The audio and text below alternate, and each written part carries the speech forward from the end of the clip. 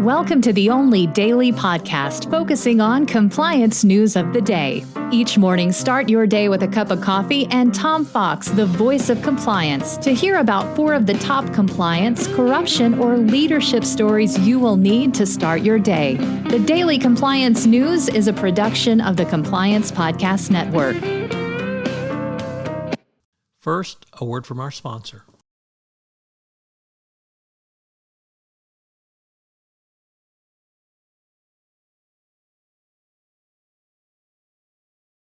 The Daily Compliance News for June 30, 2022. Yes, it's the last day in the first half of 2022, so we turn to the second half on July 1. The title of this episode, the DOJ Dismisses Bribery Case Edition. And we begin with that story from Dylan Tokar, reporting in the Wall Street Journal Risk and Compliance Journal. U.S. prosecutors have dropped Haitian bribery case ahead of a retrial. This is one of the most bizarre cases we have seen. 2 individuals, Richard Bouncy and Joseph Baptiste, were convicted for bribery and corruption in Haiti. And that conviction was thrown out because of ineffective counsel. And the appeals court ruled it was so ineffective that both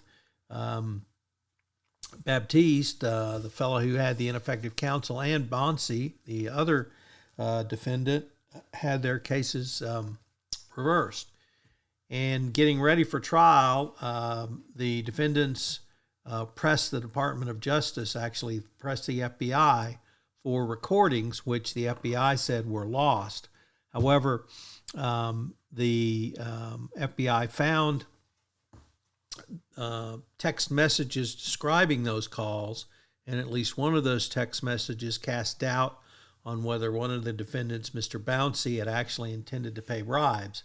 That doubt was so great that the DOJ dismissed the case. So we have the anomalous situation of people actually convicted, then having their convictions overturned on a completely different reason, and now the DOJ drops the case. Bizarre. Next up, the bad news continues for Wells Fargo, although it's not too surprising, as a Wells Fargo shareholder has now brought a shareholder a lawsuit against the company over their reports of their sham diversity policy. So Wells Fargo continues to be a litigation magnet. Next up, the Financial Times, in its op-ed piece from the editorial board, said that South African President ANC head Cyril Ramaphosa has fallen short in rooting out ANC corruption. In a pretty damaging op-ed piece, they basically skewer Ramaphosa for not rooting out the corruption that occurred under the prior administration of President Zuma.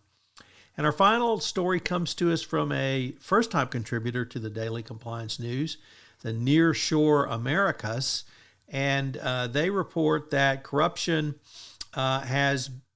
fight is losing steam due to inflation and the fallout from the effects of trade and economic sanctions based upon the Russian invasion of Ukraine. So Latin America is apparently, at least according to this report, maybe sliding back into corruption. The Daily Compliance News is a production of the Compliance Podcast Network and a proud member of C-Suite Radio. Thanks so much for listening. I hope you'll join me again tomorrow.